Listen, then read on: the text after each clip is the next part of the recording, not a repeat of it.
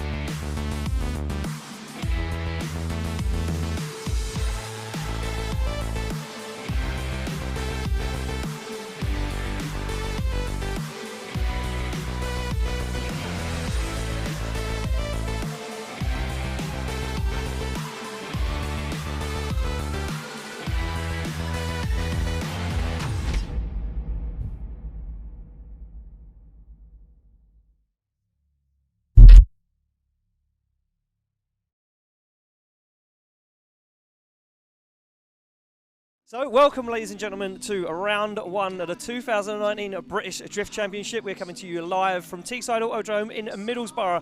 My name is Ian Waddington and I am joined in the commentary tower and in the hot seat this season with my new friend and unbelievably talented driver, Sarah Hall. Sarah, welcome to the championship, brand new year, a lot of things have changed, a new owner. A lot to go, a lot to talk about, sorry. Thanks, Ian. Yeah, it's absolutely amazing to be here. I'm so excited to get started and see round one. Yeah, I mean, Matt Stevenson's gone from driver to owner this year. So I'm really excited to see what he's got in store. The team are absolutely fantastic behind the scenes. So there's a lot of exciting stuff coming up this year. Anyway, enough about Matt. Let's see how the season is going to pan out. Yeah, listen, our Pro-Am drivers are the pinnacle of Pro-Am drivers in the UK. They are as good, some would say, as our pro drivers, and from what we've seen so far in practice, that is undoubtedly the truth. These guys have been pushing really, really hard for the first round of BDC here at Teeside Autodrome. We've done something that we've never done before, and Matt Stevenson has completely ripped the rulebook up, and we are going to run the track in reverse. Now, there was a lot of scepticism before, people saying, you know, it's not going to work, it's going to be all about horsepower, and these guys aren't going to be able to battle it out. That's not the truth. We've watched practice today. You was blown away by how good our drivers were, right? Absolutely. I've seen drifting here before. Obviously, this is a completely different thing now. It's in reverse, and I'm absolutely blown away. It's amazing. Exactly. Yeah, it's amazing, and I'm excited. I am buzzing to get this started. Very, very excited. Our judges for this season, a whole new judging panel. One guy, he's been in the hot seat before. He's returning, of course, a familiar face. But heading up the judging panel this year in the hot seat, our head judge will be Brad McQueen, closely followed by Ben Manuel and Gaz Taylor. All these guys, you know, has-beens, shall we say. They've been around, they've done some driving. They've done it all. Me and Gaz Taylor have battled it out. Me and Ben Manuel have crashed into each other a few times. These guys are on my level. They're all ex-pro drivers. They know what they're talking about when it comes to drifting, right? And you've seen that. You've had a good conversation with Gaz Taylor, and he told you everything you need to know, right? Pretty much, yeah. I mean, these guys obviously, they know their stuff. They know what they're looking for. So, yeah, let's see what happens. So, you know what? I think we should have a quick look at our driver list and just go through. You guys in attendance can see it on the big screen. Big screen 2 days now here at BDC. Before it was just on the 1 day for the pro drivers. We thought, you know, let's heighten the show a little bit. Let's give the Pro-Ams some fame, you know. Let's push these guys up to another level. So in a minute, we're going to bring up on screen our list of Pro-Am drivers, and we're just going to run through, pick out a few names, and have a chat about what guys have, you know, really been pulling it out of the bag, and who, you know, for me and you, looked really good. There's certainly a few names, and a few of these guys have been really laying it down today. Yeah, there's been some absolutely fantastic runs so far, so let's see if they can carry it on through the qualifying and the rounds later on. So we're just going to wait to bring that graphic up on screen.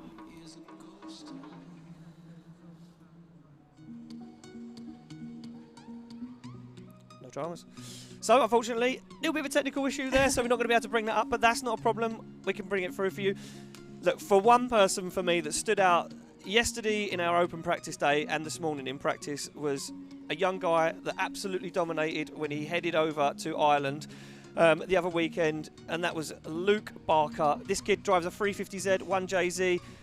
Now, I have been told a rumour that his family come from rallying. Now, that's not far from something that you're not too familiar with yourself, yeah, right? that's something a little bit more about what I've been my experience with what I do. Yeah, rallying and rallycross is a little bit more what I'm familiar with. So this is going to be really interesting for me as well to see how he transfers from that. Exactly, right. So you know what sort of kind of skills that he's going to have as, like, you know, his family and his background. He's, he's a very achieved go-kart driver as well, and the family come from rallying. So you know those guys, they need to know what they're doing, right? Absolutely. I mean, it's a completely different skill set. At the same time, though, it is transferable. You can progress on what you've got with rallying and rallycross and that style of driving into drifting, and it's just a bit more precision, I guess. That's right. Yeah, it's just more precision. That is, you know what, nail on the head there, because I don't know any other way to describe it. It is more precision with the clipping points and the line that the judges determine. Is exactly what it is. That guy's been going hard, but then we've got some old school drivers in there that have also been pushing hard. You know, Josh King ended up on the podium at Three Sisters last year, drives a 1JZ 36 BMW. That guy's been doing a lot of work behind the scenes. He drives 110% of the time. He never backs out of it. He's literally on it constantly. So he's definitely one to look. Darren Wiles, now we see that guy earlier, he crashed. That Darren Wiles is our disabled Pro-Am driver. So that car is fully controlled with hand controls. I mean, get your head around that. Not only are you trying to drift a car, do something in a car that has never really been done before. You know, drifting, cars aren't designed to drift, right, until we build them. He does it with just his hands. That guy is absolutely outstanding. I mean, the skill and the concentration he must need to multitask in such a way, and from the outside of the vehicle, you would never even guess that the controls are working in that way. It's exactly, fantastic. And the determination from me. Listen, he got knocked down, and he was like, I'm going to go and drift, and this is what I want to do. And you know, Jack Tonkin, the guy who built that car, done an absolutely phenomenal job, and it's a credit, and Darren does very well. He had a little bit of an off earlier, you know, pushing harder, but he was finding his feet, you know, finding the boundaries. You see some of these guys, they'll just keep pushing and pushing and pushing until they fall off the track, then they'll rein it back 10%, and they know where they're at. So yeah, it's all about finding your limits, isn't it? Exactly. Got a few guys, unfortunately, car issues, not making it this weekend. We found out just minutes ago that, unfortunately, Paul Beachy, he's piloting a brand new car this year. It's a Nissan S15. Beautiful looking car. He spent a lot of time. He's had a lot of heartache in the last couple of weeks. Unfortunately, his clutch has failed at the last minute, so he's jumped in to his good friend Mike Walton's car. Not too dissimilar. Mike Walton, though, handing over the keys to a drift car. Sarah, would you? I wouldn't lend you my 5 Series to go to the shops. Why not? Not that I don't trust you. We're just not at that level yet in our relationship. Yeah, it's a big element of responsibility, isn't it, for him? A bit of trust between the drivers, but he obviously puts his trust in him. Exactly. So. Not only that, you know, Mike Walton's going to have to drive that car later today in our pro practice session, and also drive that car in pro competition tomorrow. So it's a if lot Paul of pressure. Beachy messes it up and rolls it 6 times, we're going to have a very, very angry, hairy little man down in the pits. I'll keep out of the pits then later on, eh? So we've just got a wide shot of our track at the moment, and I'm not sure if we're going to try and bring up a graphic of the track so I can describe to you guys what the qualifying line is that the judges were looking for earlier on today in our briefing. So we just wait to see if we can get that up on our screens. For you guys at home and watching in attendance, it should pop up on the big screen. If not, I'm very eager to get cars on the start line. I want to see some smoke. I want to see some guys pushing hard. Yeah, and I can't wait. From what I've seen so far, this track, I've driven it lots and lots of times the normal way. Well, I say the normal way, the normal drifting way, the old normal way. Seeing it being driven in this new format takes a lot of commitment. It's a lot of commitment into that first corner, and for me, I wasn't expecting people to be pushing that hard on the first turn. I thought it would have been 50% of that, but it takes a lot of commitment, and apparently it's a very tough track to drive backwards, and we're going to see some very, very good driving today, some very good battles, but first of all, we need to get some cars on the line. We do. I'm super excited to see what happens. I mean, that first clipping point looks like it's the easiest drive in the world from up here. From up here, it looks super easy. It's clearly not. Looking at the practices earlier on, it's clearly not as easy as it looks. No, it's not, and a lot of guys, you know, struggling, like I say, guys going into the tyres, and it takes a lot of commitment, but ever so slightly, 1 foot wrong, and you are off, and off track. Off track is a 0, and, you know, that could end your weekend. You could be going home minutes from now on a trailer. Nobody wants that. Nobody wants Nobody's that. Here Everybody's hungry for the podium. Yeah. Everybody wants to be on the podium on the first weekend of the year. So we're just going to quickly check in and find out if we're going to get our graphic up on screen. Guys, we got any graphic?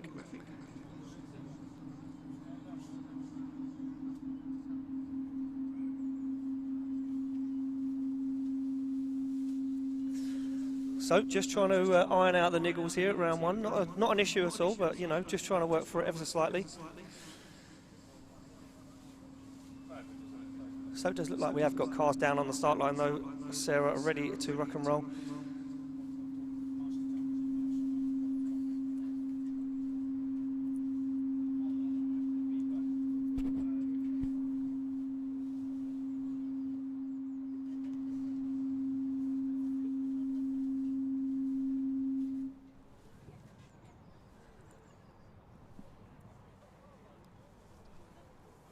So judges just causing a bit of a upset there, playing with their buttons on their mixer. Blaming the judges already? Yeah, blaming the judges already.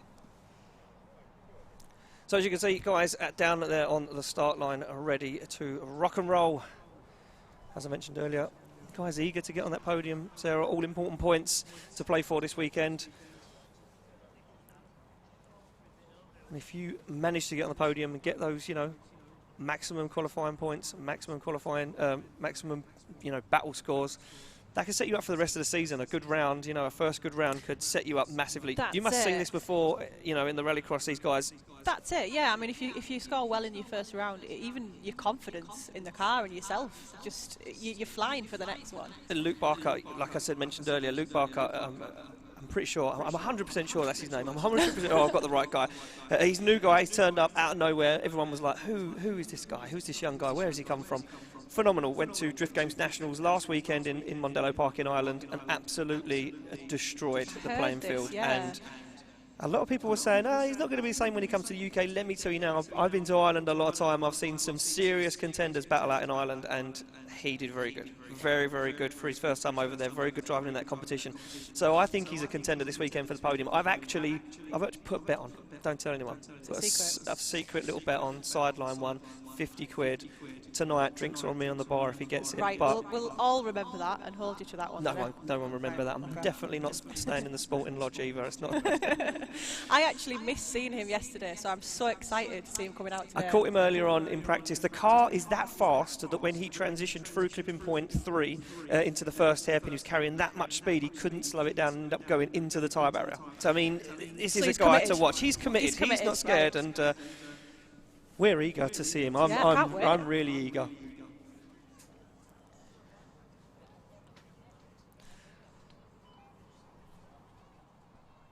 Okay.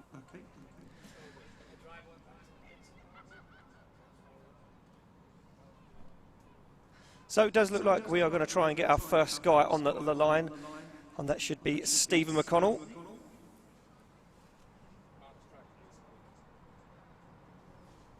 As you can see, a packed grid, drivers eagerly awaiting to go. And there he is, our start line Marshall Malks. Now this guy, I'm not going to say he's ancient, but he's been here a long time. He's part of the furniture, should we say. Seasoned. That's what he is, he's seasoned. Malks is our start line Marshall. If you've watched BDC live feed before, if you've been in attendance, you'll see this guy's very animated. He likes to get, you know, in the car, he likes to get the drivers excited. And off the line, we do have Stephen McConnell. So our first driver of the weekend, Stephen McConnell piloting a BMW E36. It's a confident start from him there. Very, very confident there. And McConnell eager to get going. You can see nice and deep into those outer zones. But now he's got to bring it forward. You can see a front clipping point and absolutely nails it. Now this is where the haters said that it would be a power track, you know, getting back up that bank. It's not easy. It's not. It kind of sends you up there, doesn't it? So you've got to control the power. You've got to be, you've got to be absolutely committed. You've got to be absolutely dialed and make sure it's pinpoint accurate. And Stephen McConnell there puts in his first qualifying run of the day. Scores dropping in from our judges on our brand new setup here. We've got a tablet in front of us now for this season. Everything's modern technology. I'm not good with modern technology and bottles of water and drink and cans of energy drink and Excite, our brand new sponsor for the British Drift Championship this year. Exciting so stuff. I'm bound to break someone's iPad for the end of the weekend, but it is a 0. So Stephen McConnell, they're making too many errors, possibly a wheel off track. He scores a 0. So that's it was really confident at the beginning. He kind of trailed off a little bit towards the end, but let's see how he does in the next one. it was the straighten for me. As he come out, he had to handbrake again. You see that? Yeah. So up next, Hugh Saville pulls to the line in this incredible V8 turbo Toyota Corolla AE86. Now, the Welshman had a bit of an off earlier. He got recovered off track. Not sure what was up with it. Is it going to hold together for his first qualifying run of the day? A super committed entry there for Saville. As you can see him almost popping the front wheels off the tarmac. Very wide. And look at that big commitment into the first hairpin. As Saville now transitions back. Can he do better than the previous driver on this corner? I mean, he looks like he's got the speed this time. Look at this, no handbrake at all, as you see Stephen McConnell handbraking into there. And it stopped the back of the car. Exactly, full commitment there from Hugh Saville, and judges really liking that, and you know, you see him, judges really animated. When they see a good run, they'll applaud. They're nodding along, they're happy. They'll get behind it, yeah, exactly. So scores dropping in for Hugh Saville. And we will find out. He will obviously be our first base qualifier because he's the only guy who scored so far. So for a moment of glory, Hugh Saville can say he was leading qualified at round 1 of the British Drift Championship. Technicalities don't matter, it's still true. Yeah, it doesn't matter. It doesn't matter. I've qualified first before on my first qualifying run. It's done. See, that's all you need. Yes, all you need. And a 65.3 there for Hugh Saville on his first qualifying run of the day. Up next, we do have Nerigis. Now you're going to learn something about me. Right. I struggle with names terribly. As long as you know your own, we'll get. I know my own. Just about. Just about. So up next is Nerigis. I did write it down. I've never been able to say it. Let's see if we can do it properly.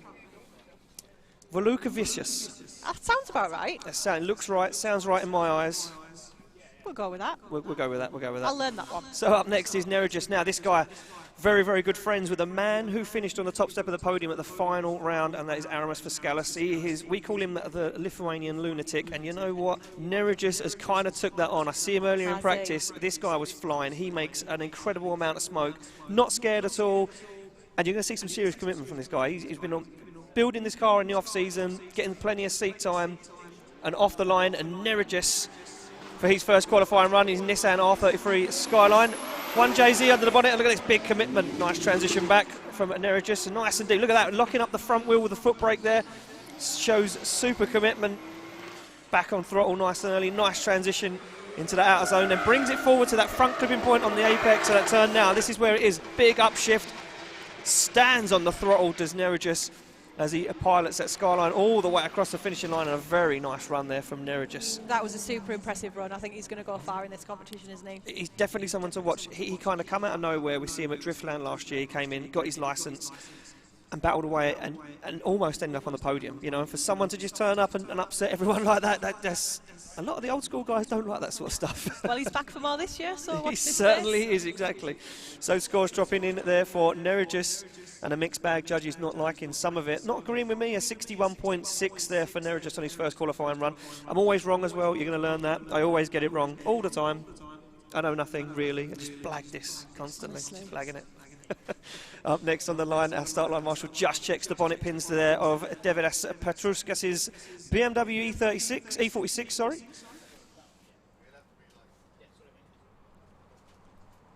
So off the line, we will see Davidas.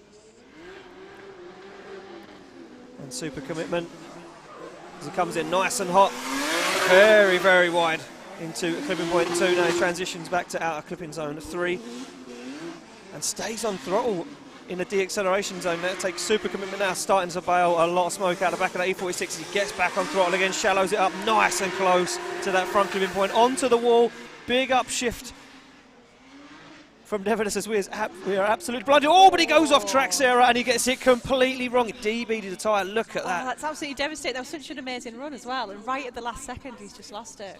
That's how easy done it is. Exactly. The problem is that the track at that point is it's a banked circuit at Teeside. It's fine when you're going the other way, but when you're trying to climb it, what happens is, in my eyes, from what I can kind of work out, is that you're gaining momentum in the car, and you're also travelling up a hill in the car, and the track kind of want to spit you into the gravel. And that's exactly what happened there to Davidas as he come into clipping point 9. The car got spat up into the gravel. He DB'd a tyre.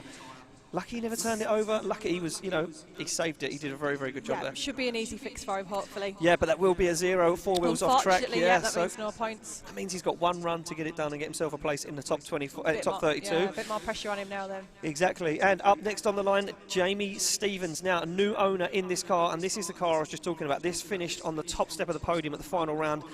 This car and this insane driver that was driving it last season took down Dwayne McKeever, the man that almost cleared up here at the BDC last season.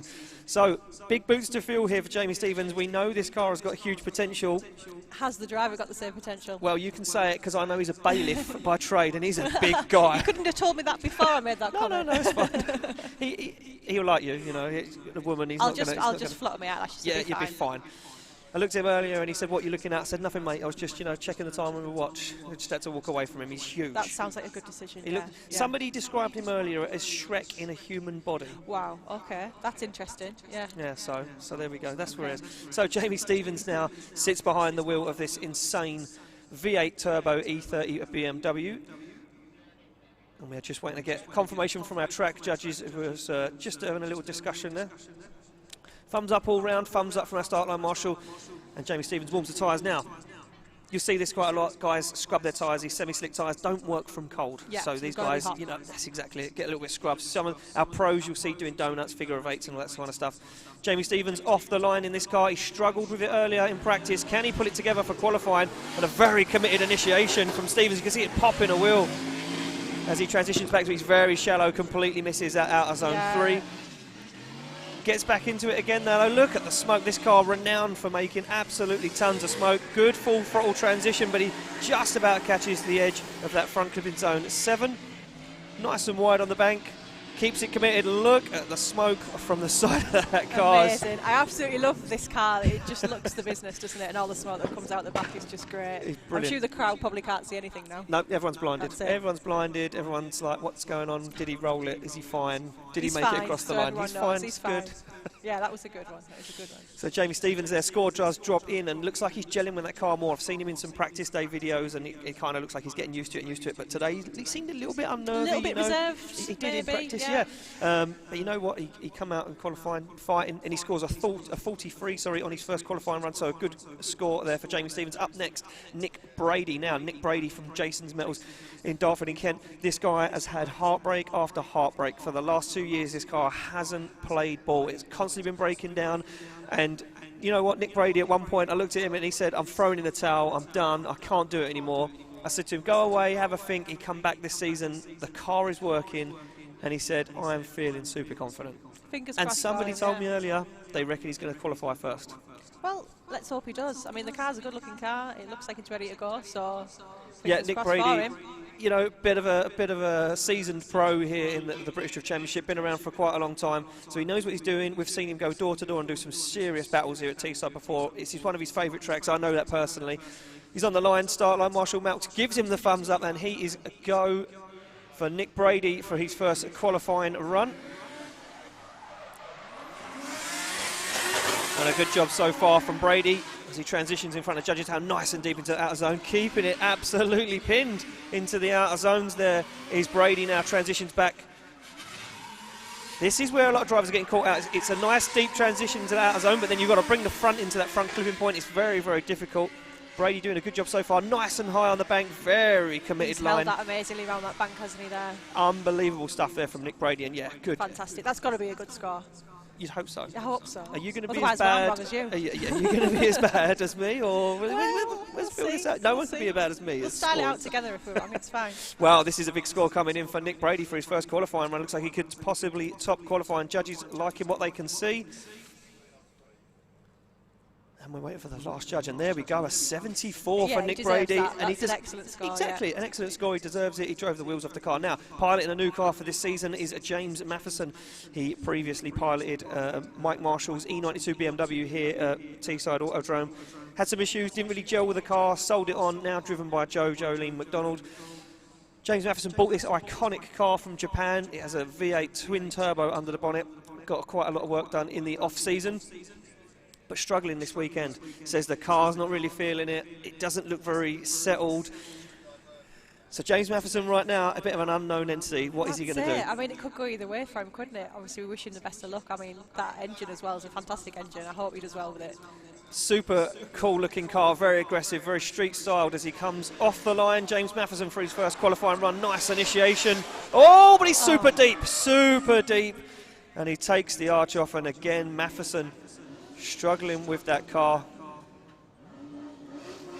And he's returned to competition, just not going the silky smooth way he'd liked it to go, Sarah. That's it. I mean, it's such gutting to see when this happens, because you see the amount of work and the time and effort that not just the drivers but the teams behind them as well put into the cars. So to get, you know, a 0 is just a little bit gutting for them, isn't it? But he's got another one to go, so let's hope he picks it up and exactly that. Look, I got here late yesterday. I got here about 7:30 in the evening, and I see James Matheson's car in the pits, front wheels off. He's had problems. You know, he bent some suspension components. Josh King, another Pro-Am driver, was in the pits repairing parts for his car so they could do competition together. Good sportsmanship. You're going to learn this with the British Drift Championship, and any championship you go all around the world with drifting, it's like a big family. Everyone is super friendly. Everyone will help everyone out. That's We've seen drivers lend tyres to each other. You know, it's one big family. Welcome, Sarah. Thank you. So on the line, piloting a brand new car as well for this season is Charles Funnell.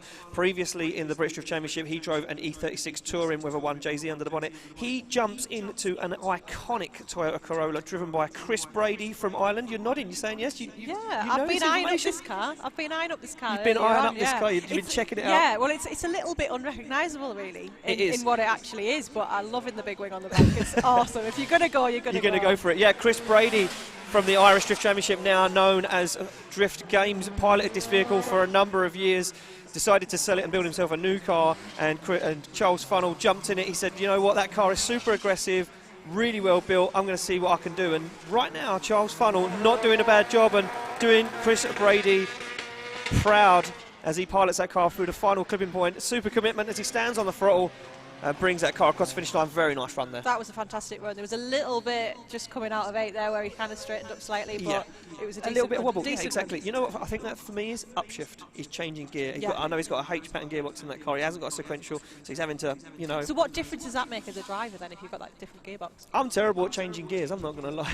Even in my normal road car, I had to sell my BMW and get an automatic because I'm just. That's terrible, Ian. Yeah, I'm terrible. But with drifting, you know, what you kind of think of is there's a lot going on. So not only are you driving sideways, you're full out throttle. Then you've got to put a clutch in and then try and find third gear from a second. You know, it's not an easy natural shift. Sequential gearbox, you pull the lever back, you're in gear, off you go. So I think for me, for Charles Funnell there, slight issue changing gears, give him that little wobble, but nevertheless he scores a 48 on his first qualifying run. That's not bad. That's not bad at all. We call that in the trade a banker. Yeah, that's It's fair. a banker, so it's a score on a board. It's something to get himself inside top 32. He can go wild on his next one, you know. He can come in backwards, wheels off the floor, smoke hanging out off the wing mirrors. I hope he does. So we'll enjoy that. The crowd will enjoy that, sure. Sean Chesham pulls to the line in his turbo V8 S15. This guy, another guy having issues, turned up to the final round of the British Drift Championship with no turbos bolted to this car because he had problems.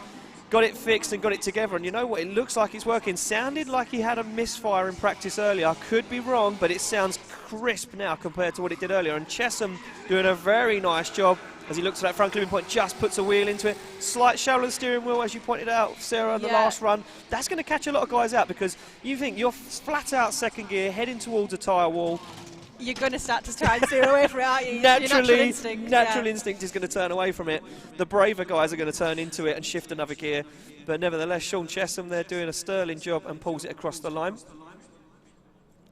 So we wait for that score to drop in there from Chesham, and an interesting vehicle on the start line.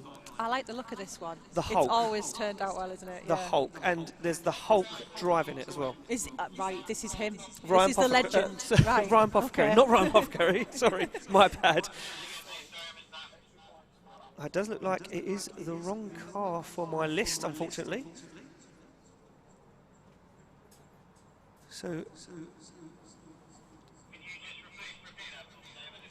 So we're just waiting for the score to drop in from Sean Chesham there, and it falls finally as a 56. So a 56 there, like I said, sounded like the car had problems earlier in practice, got it together, nice run. But yeah, I think it's the commitment towards the wall. I think judges wanted to see guys just come out of clipping point 7, stand on the accelerator, turn in towards the wall, shift a gear, and that's easy for them to say, though, right? They're just sitting up here watching it. It's easy for me and you. Yeah, he's like, yeah, come on, guys. Come on, what's he doing? Just shift the gear, head towards the wall. But I know, I've seen a lot of crashes there. It's daunting. In any very car, daunting. if you're heading towards the wall, your natural instinct's going to be steer away from it. Exactly, So. exactly. So we look to the line.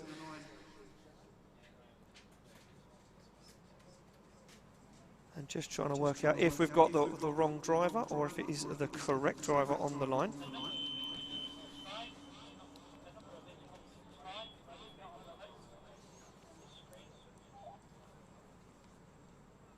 So just waiting to find out what is going on there and why we have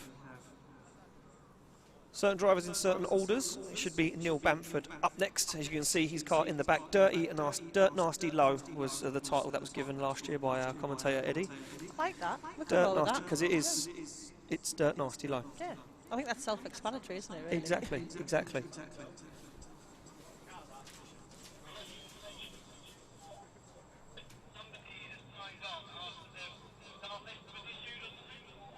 So judges just having a deliberation there of our track marshal, Toby. So how you find it so far, Sarah? First event, first weekend. I know you were super nervous, and I said, look, don't worry, these guys don't bite that hard.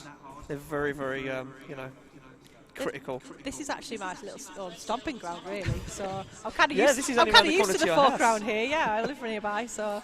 Yeah, I'm really enjoying it. I mean, the view from up in the tower is fantastic. Yeah, so listen, we've got the best seat in the house. We have got the best seat in the house. We've got the best absolutely. seat in the house. And we get sheltered from all the smoke. Sometimes. Driftland is going to be a different situation because normally we get showered with stones when guys go in the gravel. So that's all part of it. We'll just get Matt to put windows up. Yeah, I'm sure we can invest in some windows and just some heating, maybe, yeah. because it's pretty chilly today. I just want to say a huge thanks to all our attendees that have come out to support British Drift Championship this year, and it is a big movement. You know, we're very much pushing this year. Come out, see the events live. Don't sit indoors and watch it on the live feed. I know it's easy. You come along to the event, yeah. But come along. You don't get the atmosphere. You know. You don't get the tyre smoke, the smell. You know, all of the atmosphere. The track walk. You don't get to meet the drivers. You don't get to meet all the staff. You know, it's a real experience. Yeah. And for me, Rockingham, the final round last year, 2018, was just unbelievable. The guys there, they raised the roof. Give me goosebumps, you know, and the cheer from the grandstands was incredible. A lot of that was just one driver's girlfriend, because she's bananas, bouncing up and down like a pogo stick. That's what you want. That's what you want. You want the fans. You want the noise. Yeah. Exactly.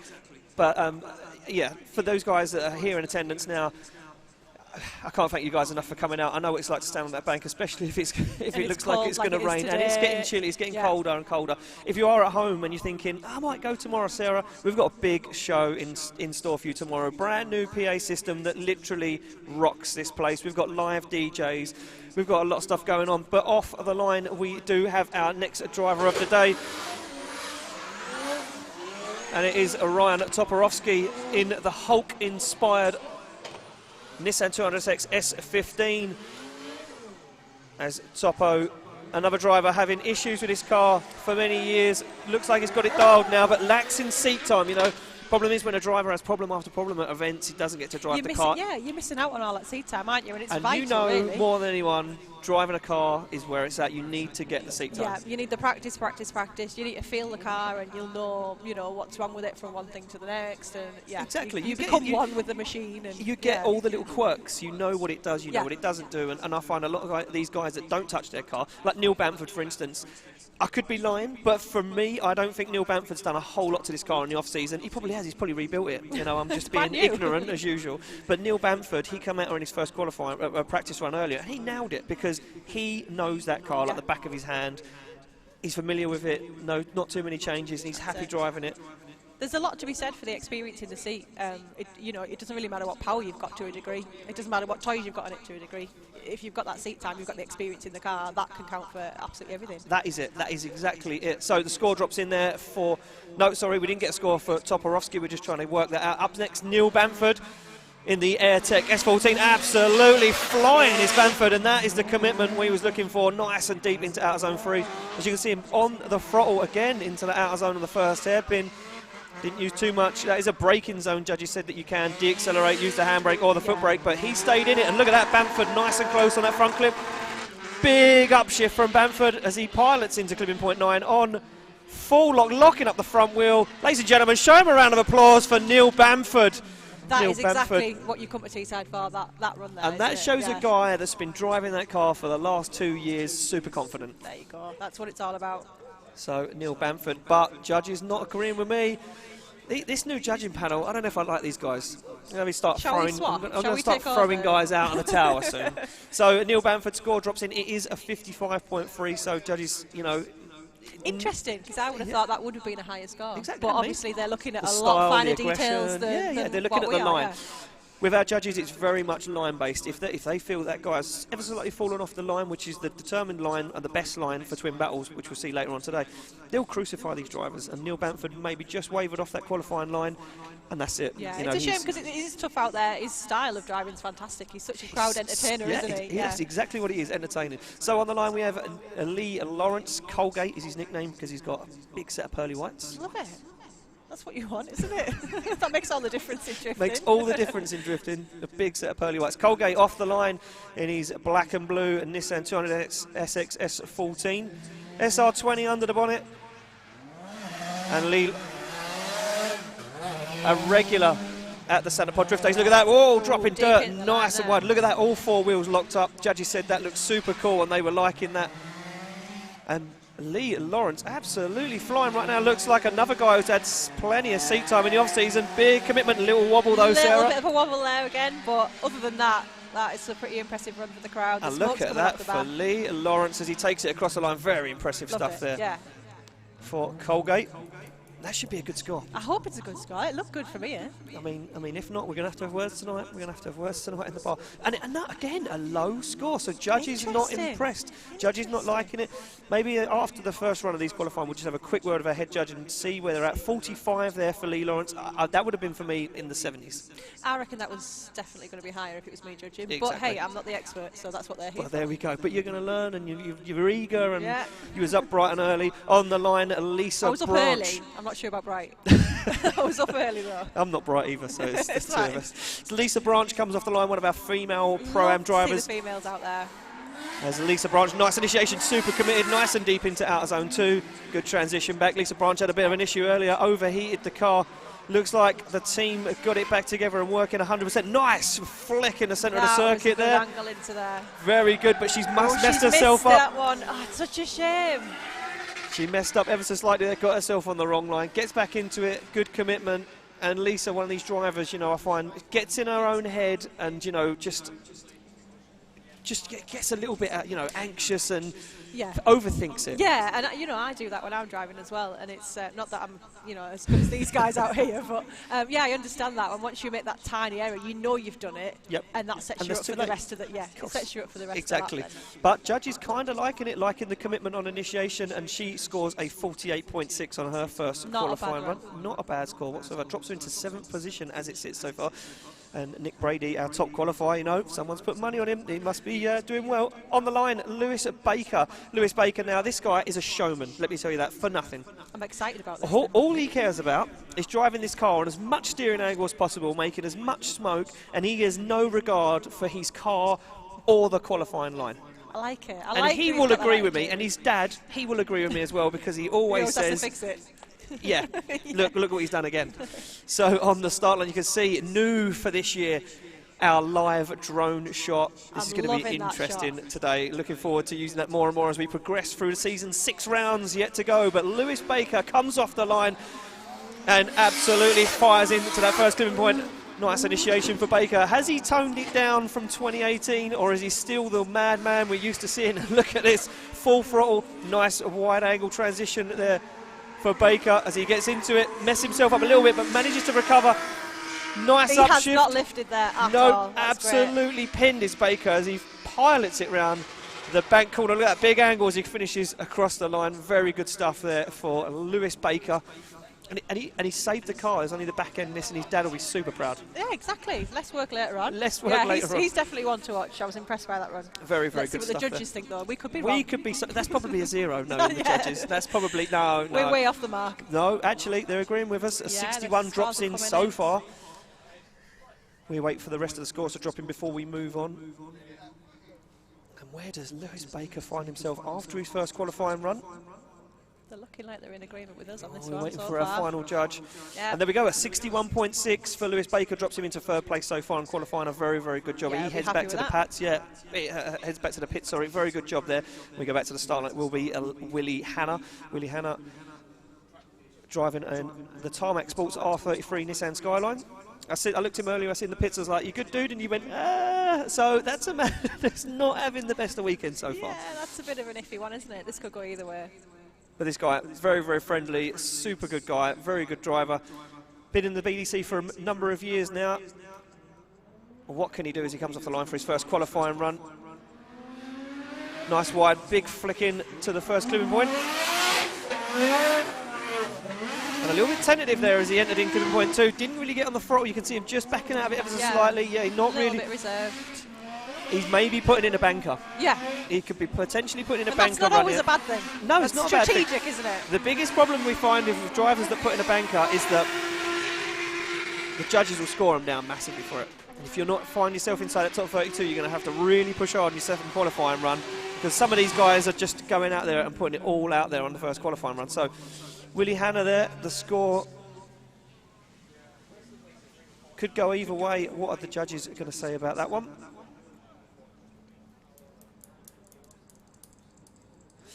And yeah, I was right for once.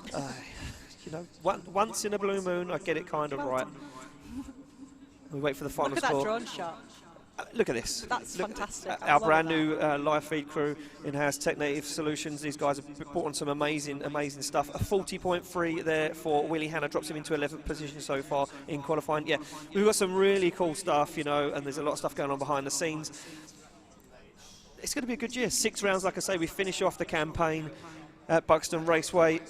I'm excited for the whole season. We're heading back to Birmingham NEC. We're heading back to Sunderland Nissan Factory. We're heading back to Driftland. It's going to be an action-packed year. But we've got to get this round out of the way. Yeah, I'm getting excited for the rest of the year. I know. We're looking forward to the rest too. Let's get this one out of the way first. On the line and off the line, Ian Rutherford in his V8 supercharged S13. Rutherford had a bit of an off earlier, causing a little bit of damage to that car, but it looks like he's got it back on form. And Rutherford, another seasoned pro. This guy been around a very, very long time. He knows this track like the back of his hand. And look at that drone shot. That shot is fantastic. Unbelievable stuff there. As Ian Rutherford finishes off his run. I love the sound of his car. Did you say it was a V8? V8 supercharged, BMW 4.4 V8 supercharged. They just sound gorgeous. Sounds really well, Sound very amazing. well sounding car. So scores dropping in. Judges not liking it that much though, not as much as what we were.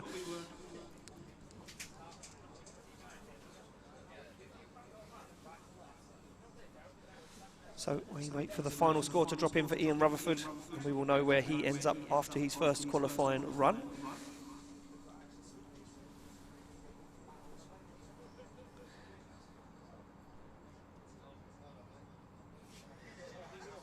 As you can see, Paul Cunnington in the background there in that Secret Works S14.5, just warming up his tyres.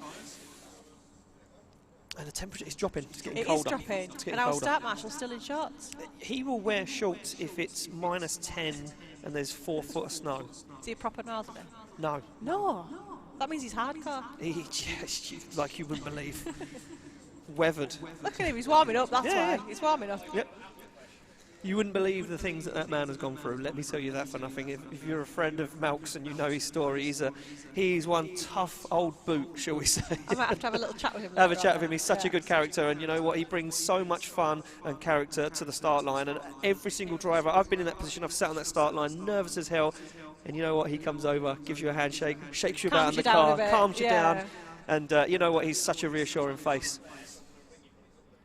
He actually set us off on the line a few years ago. My dad's got a 6R4 rally car. Oh wow! And he brought it down just to do some passenger rides for charity at one of the BDC rounds. I remember it. He didn't race it, obviously. No. Although I'm sure he'd have given it a go.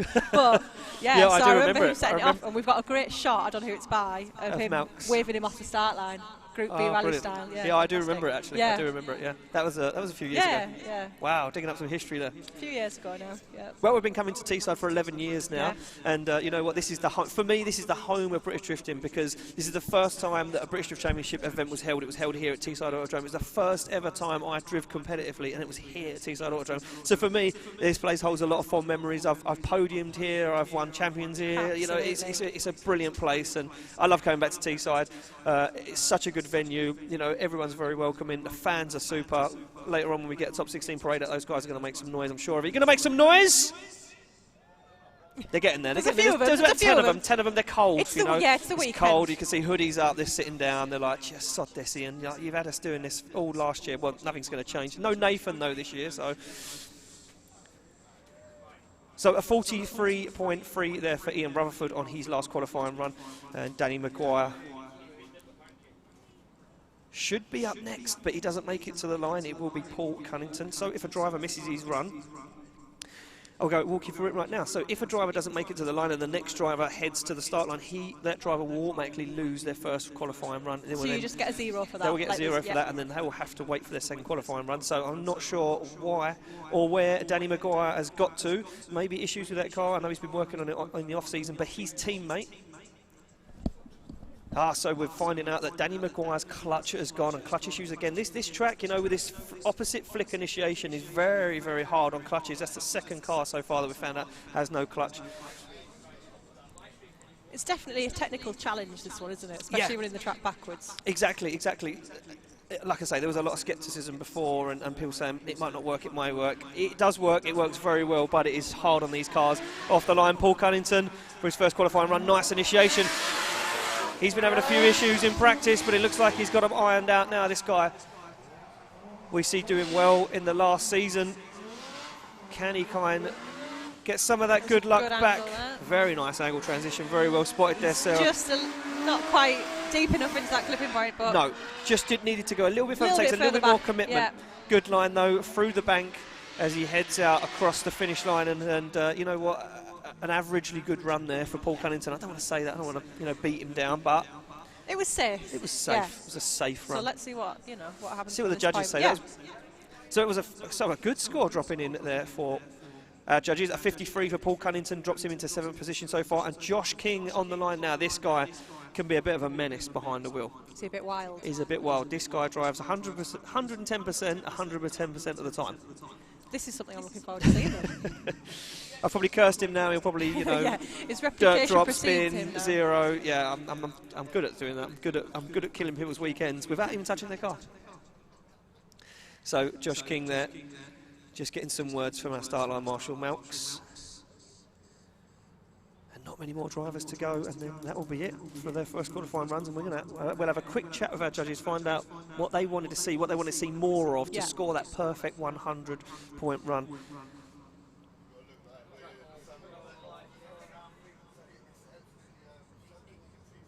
So, Starler Marshall Melks gives Josh King the signal to come to the line. And the JK Services E36 BMW pulls away and prepares to put down a first qualifying run. Nice snappy transition across the track there from Josh King. Nice commitment as he transitions back nice and deep into outer zone 3. Sets that car up perfectly for that outer zone 4.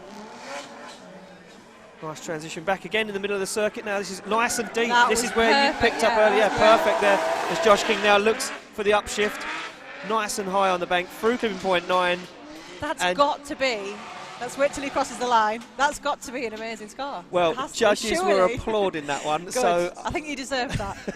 I think you're right, Sarah. I think that was a very, very good run there from Josh King. And like I said, he's super committed all the time. I see him earlier in battle. He is super confident in the car.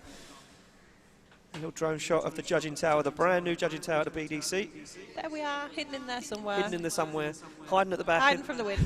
Hiding from the wind.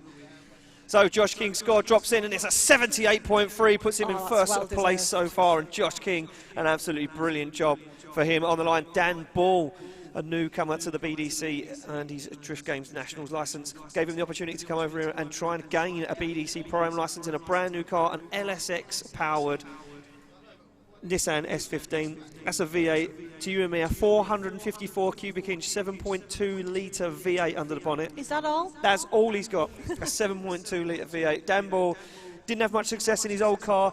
His R33 Nissan Skyline decided, you know what, I'm going to build a fresh car. Huxley Motorsport built the chassis.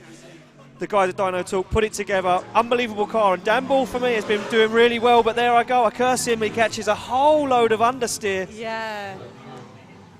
He's still going for it, though. He wants to finish the run. Yeah. And, you know... Look, he knows that big understeer will potentially be a zero. Yeah. You know, judges are going to score that zero. So if he can then try and finish up the run, just try and iron out an issue or find out what the issue was, he can go back to the pits and relay that to his mechanics as he absolutely smokes out the bank there. That's such a shame because the bank was, you know, a perfect run. That, yeah, I mean, that from section. clip 8 round to clip 9, very, very nice run. But it will be a zero there for Dan Ball on his first run.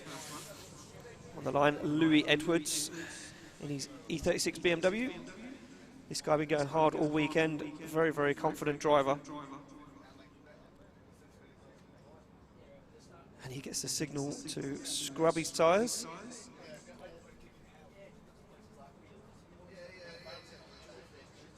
And Luke Barker in the background, the man who stood on the podium just 1 week ago. Can he do it again? Well, Louis Edwards is going to have his shot of fame first as he comes off the start line. Nice flick initiation there for Louis Edwards. Nice commitment. That's an amazing entry there. Unbelievable from Louis Edwards. As you can hear him just come off throttle there, using the handbrake and the foot brake to slow the car down nice and deep into that outer zone 4. Back on throttle again. And piloting this E36 BMW perfect. Comes away from that zone. Yeah, you spotted that straight away. He's not deep enough in that clipping zone at all. No, just washed away a bit, really, yeah. And it's messed up his line ever so slightly, but he gets up the bank and he finishes off the run really well. And a round of applause there from our crowd and the judges. Can he top qualifying? Can he knock Josh King down a step? No, he can't. Judges, very similar score so far, all the way through. We're just waiting for the final score from our final judge to drop in. And we will see where Louis Edwards ends up.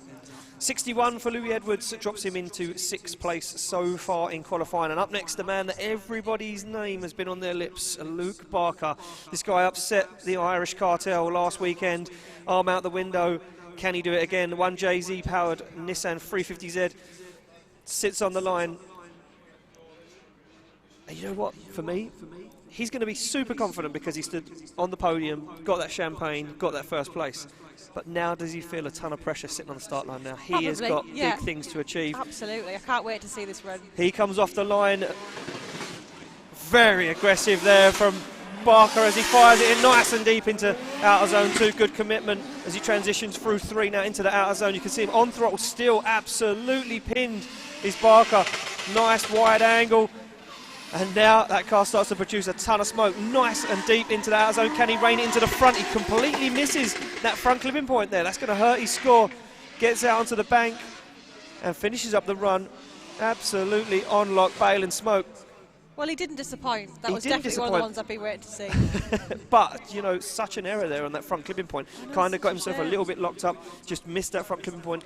That front one seems to be what everybody's getting caught on. Yeah, it's kind of a weird line to take, you know, because unless you'd absolutely got it nailed as you come into clipping point 6, to get to 7, that front clipping point, you've got to be on a perfect line, and it's a perfect arc from there through 8 into 9. So very technical, very, very technical track. Did the judges, you know, agree with me there? We're waiting the scores dropping in for Luke Barker so far. Will he top qualifying? The young guy, the superstar, he doesn't. A 74.3 puts him into 2nd position. It was good, but missing that front clip has absolutely hurt his score. Up next is Polias Judias from TH Components. This guy, a regular driving in the Irish Drift Championship. So that Nissan R33 Skyline gets the signal to go from Malks.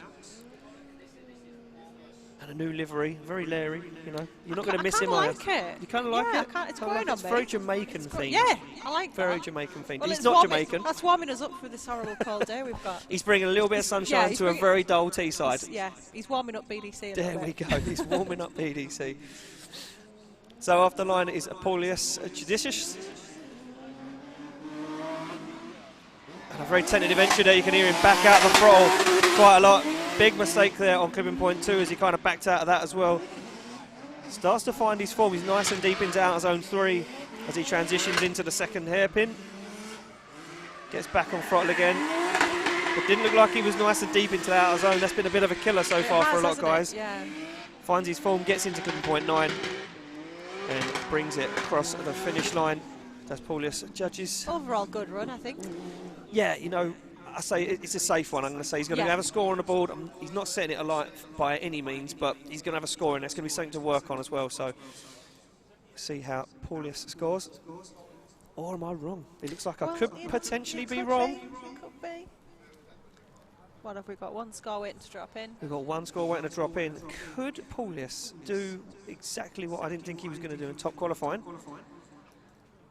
He has got to beat the score of Josh King with a 78.1, and he doesn't, a 77.3. Judges liking it, but you know, just a little bit of room for improvement there. And yeah, head judge just giving me the look like, yeah, stuff to be done. Matt Fountain sits on the line in what we like to call the boat, the barge. HMS Fountain. I like it. Yep. Can he have that down the side? Is he allowed to put the stickers on? I said, could we? And he said no. Oh, it's a shame. I said, could we paint it like NATO grey? And he said no. Oh, I would have enjoyed that. Such a killjoy is Matt Fountain. Isn't he? That's terrible. Such a killjoy. But this guy, spoke to him earlier, I said, how's the car? He did some testing in the week. He said, really good. He took some weight out of it. Toyota Sora's renowned for being a heavy car.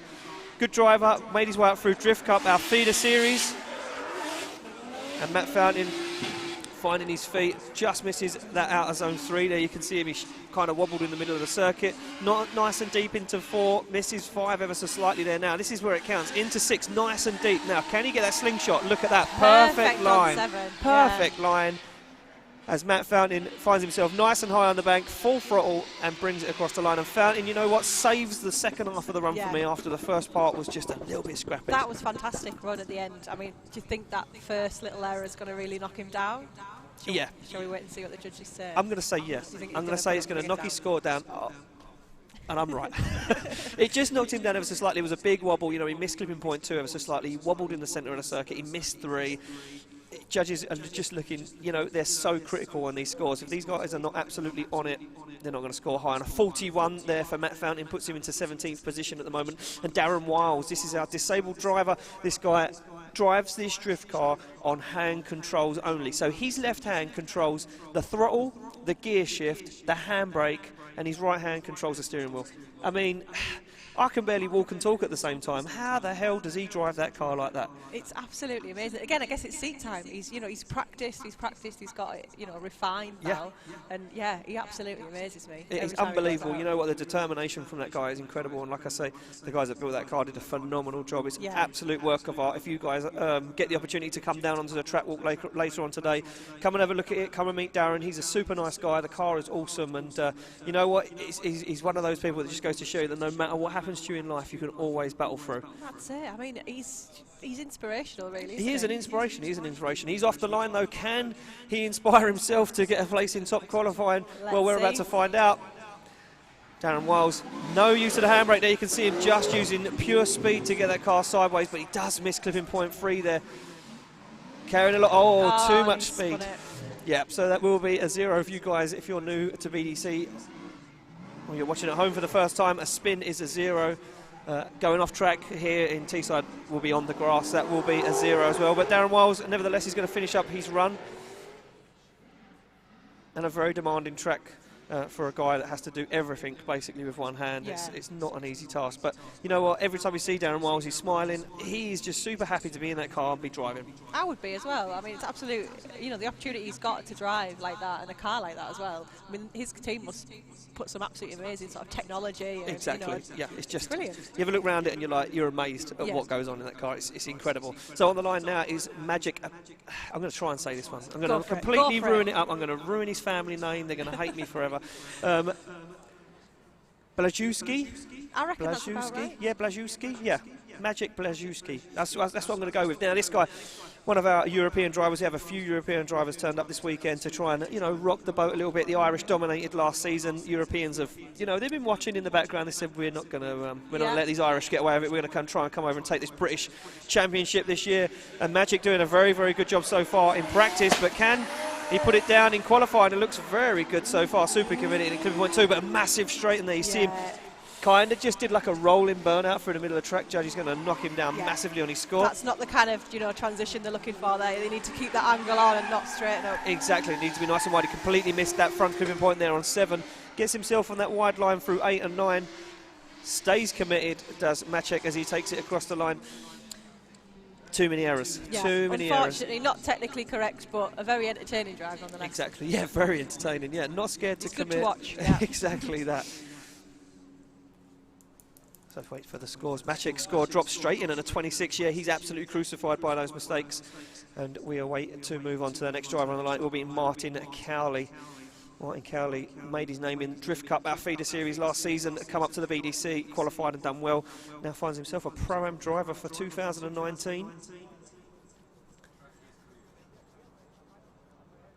just narrowing up our chicane there. Our driver's getting a little bit leery, knocking the cones in the air. Keeping him in check, isn't he? Keeping him in check, slowing him down. That's what our man Melks likes to do, slow him down. So Martin Cowley gets the call forward, and we have just 6 drivers left to go, and that is the first run of the day done for everybody. And we're going to quickly shoot to our judges after that, and we're going to just find out what are you looking for, because we've seen some good stuff. We have, but then we've been wrong in our judgment. We've been very wrong. So yeah, you can be wrong. I can't be wrong. I'm like 15 years deep in this now. I should know better. Martin Cowley comes off the line for his first qualifying run of the day. Absolutely committed is Cowley now as he fires into 3, nice and deep. He's on a very good line into outer zone 4, but can he keep hold of it? Oh, he's lost it. That's such a shame. He had such a good line there. And judges just throw their hands in the air. You know what? Maybe a misshift issue there for Martin Cowley. Again, like I said, not easy. You're coming round into clipping point 4. He's going to want to have upshifted ever so slightly there. Just couldn't pull it out of the bag, and unfortunately for Cowley, that will be a 0. So his first qualifying run. It's a technical track, it's not easy to drive. No, like I say, there's a lot going on with that track. A lot going on. And as a driver as well, if you've not got a sequential gearbox where you can just easily come up and down the gearbox, when you've got a H pattern, you've got to try and shift from 2nd to 3rd, and 3rd to 2nd, and 1st and 4th. And it's all happening so quick as well. It's very actually quick. Getting your brain 20 around seconds, 30 seconds, that run is done. So there's a lot going on. So make it official. Martin Cowley's score drops in, and it will be a 0 on the board.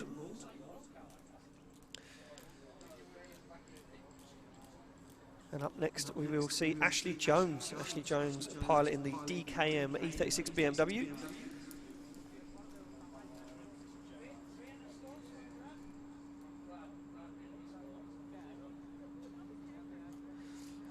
So I'm just waiting for our judges. They're getting a little bit slack with their setup. They're just, forgetting to... They're just chilling. It's Saturday. They're just forgetting to press the enter button and, holding us up and, making me look silly, and just don't take a lot, though. Just give them some evils from across the room.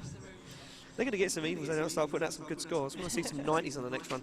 So Ashley Jones there in the DKM E36 BMW awaits to be called to the line.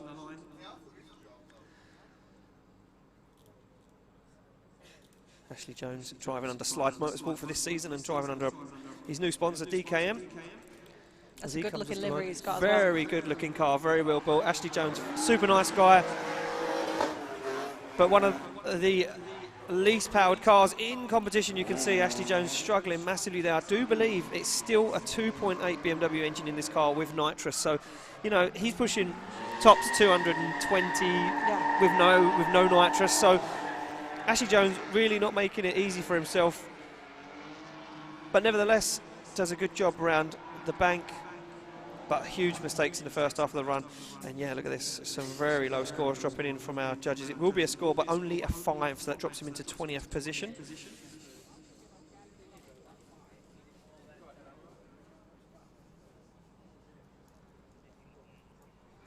And on the line is Stu Jones, Ashley Jones' brother. So that's a bit of more competition in there. Bit more. Not only have you got to beat yourself, you've got to beat your brother as well. 30 other drivers. You've got your brother in a turbo V8 S14 that he built himself. That's super good. That is with loads of power. Yeah. And he's just like, watch this, bro. This is how you do it. Watch, check me out. Stu Jones off the line in the Stu Fab S14 1UZ turbo. Under the bonnet now resides not the SR22 anymore. Stu Jones, super wide though, manages to hold on to it. And Jones looking for blood. Showing his brother how it's done. Can he get on that front clip? He can. Absolutely textbook so far from Stu Jones. This is an absolutely flying lap. But Stu Jones comes through outer zone 9 and across the line. Ladies and gentlemen at Teeside, give him a round of applause. Your local guy, Stu Jones. Very, very good run there, Sarah. Super impressive run, yeah. He was a little bit in awe there. He was like, this is really good. This guy's... He was focused, committed, he just went for that. 100%. That is 100%. And it paid off. Yeah, it did pay off. So Kenny top qualifying, scores not showing it, maybe a few things that we didn't see dropping in.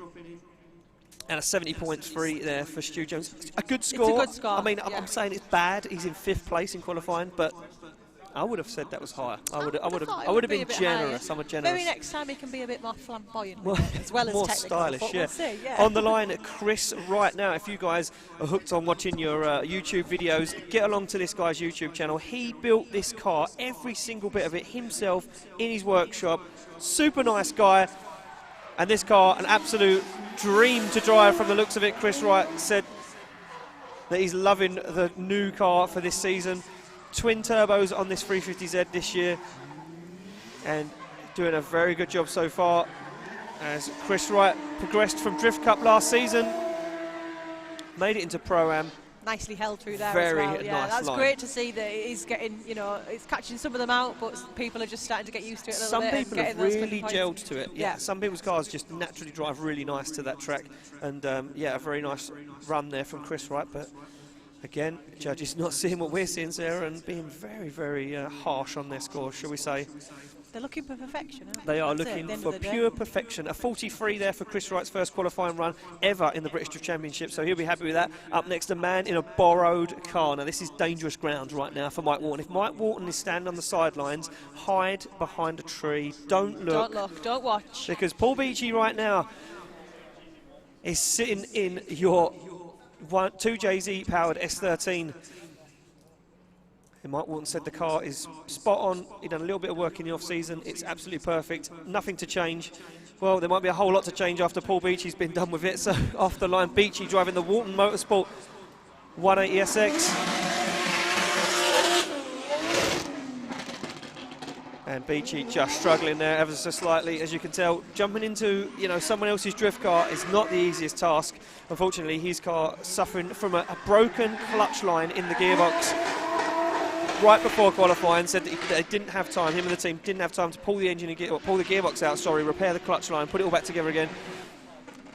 At least he's got a chance to run. I mean, obviously this guy's been really generous and let him use his pride and joy, so he's, you know, he's going to get used to it out there. It's a different car, you know, more than anything, so you've got to have that little bit of difference. Yeah, and it's a borrowed car, and he, in the back of his mind, he'll be conscious. That pressure's going to be there, yeah, that it? Mike Wharton's got to drive What's it he going to do to me if I crash his car? Yeah. Probably send him a big invoice for a few £1,000s saying, yeah, and not never talk to him again. Yeah, yeah, and never talk to him again. So a 6.6 for Paul Beachy in his first qualifying run, sees him in 22nd position. And up next it'll be Carl Farrar. Carl Farrar driving his RX-8 with his Flat Out Country police livery for this season. I'm loving the livery on this one. It's great. It's such Carl fun. Farrar, such a character, such a character. I'm pretty sure his slogan is full-time rock star is his employment, you know. So Carl Farrar doing a good job so far, nice and wide into outer zone 4. Good transition back as he looks for outer zone 6. Just catches a front wheel into that front clip 7 and gets on a nice wide line as he pilots around the bank and across the line. Fantastic. And Carl Farrar rounds off our qualifying session of the first runs for today. Then we wait for his score to drop in before we have a quick chat with our judges.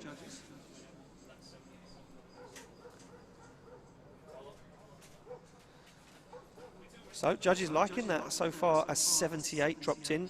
No names on there, so we can't work out who's being generous and who's being tight. But a 77.6 there for Carl Farrar on his first qualifying run. I am going to quickly throw it over to our head judge, Brad McQueen, for 2019. I'm going to just say, Brad, you've been very, very tight on your scores, like super tight. What are you looking for? What can these guys do to score that perfect 100-point run?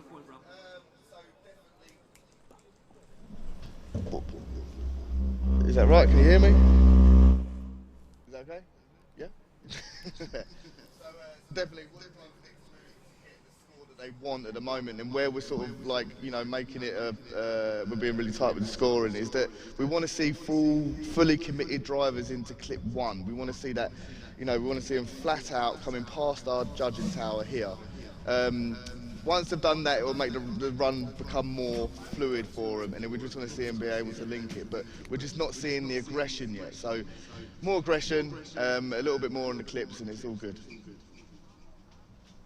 Okay, so there we go. More aggression, more commitment, and yeah, I mean, it's easy for Brad to say. He's just sitting up here on the commentary tower. He's got his clipboard. He's got his clipboard. He's got his can of Excite Energy. He's chilled out. He's warm.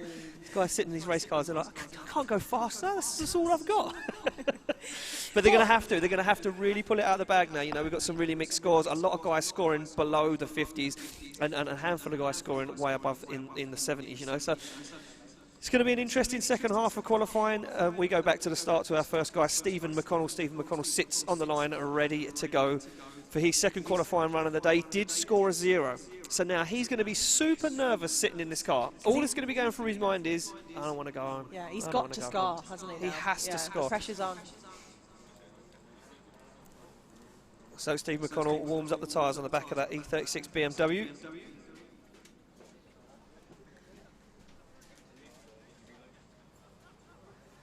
And Steve McConnell comes off the line for the second qualifying run of the day. Like I said, a 0 on his first. Can he make it happen this time and put a score on the board?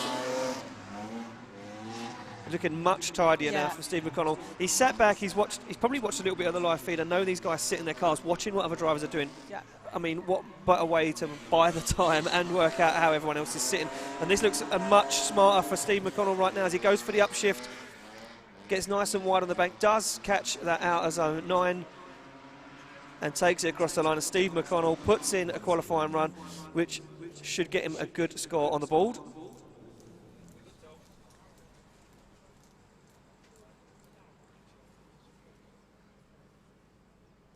We'll wait for that score to drop in on his second run.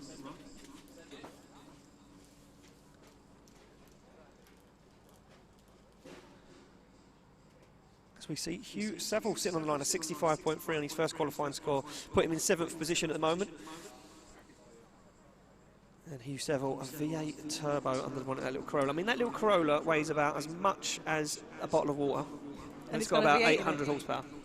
That's unbelievable. He's greedy, isn't he? Yeah, well, he's yeah, just being greedy. If he shared the power out around the grid, he'd have an even playing field. It wouldn't be as interesting, though, would it? It wouldn't be as interesting. So Hugh Saville comes off the line for his second qualifying run of the day. And Hugh Saville, nice wide flick there into outer zone 2, and you can see him just dabbing the foot brake and the handbrake to slow that car down. That is a de-acceleration zone. Guys being allowed to slow the car massively into outer zone 4. And Hugh Saville nice and deep into outer zone 6, good on front clip 7. Looks like he's joining all the dots right now as Hugh Saville puts it nice and high on the bank, stands on the accelerator and smokes up the tyres and takes it across the line. Hugh Saville doing a very, very nice job. Yeah, he should be happy with that. That looked good from where we was at. Very committed, very confident, very fluid, you know, good transitions. So where does he drop in after that score? I mean, looks like there may be a slight issue with our...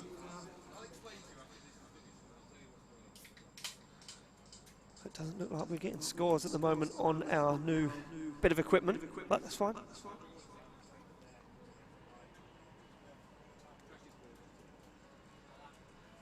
As we see Nerigis.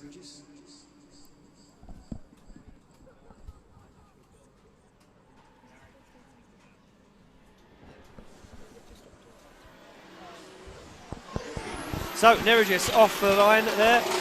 And a big commitment initiation as Nerigis on his first qualifying run put down a 61.6. Can he better that? He's already in the show, sitting in 10th position so far, but this is super committed so far. And absolutely flying is Nerigis, as you can see him dabbing the foot brake there, getting himself nice and high on the bank. Doesn't get as high as what Hugh Saville did, but nevertheless he's up there, and the judges really liking that. Very, very good run there from Nerigis.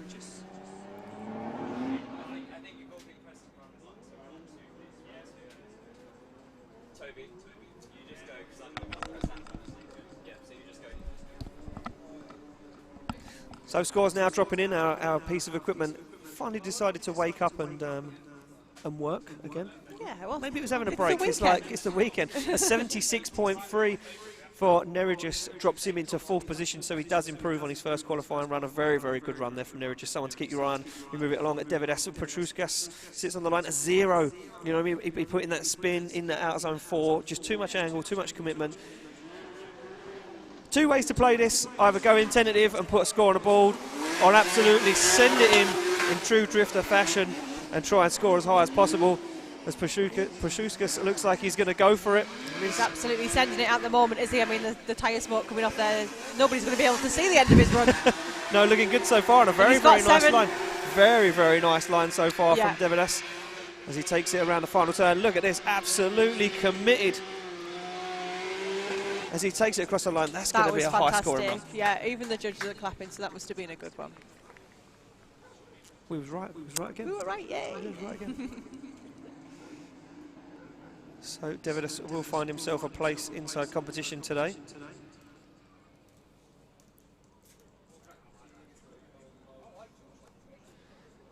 I'm not sure what our piece of equipment is doing. I think it's updated on someone else's score. I do believe that Davidas there just put in an 80 and topped qualifying. Jamie Stevens comes off the line in the V8 turbo. Oh, but he gets it wrong.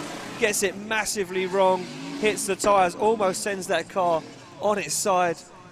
Keeps a hold of it, but it does look like there's an issue with that rear wheel. So our track marshals will get over there.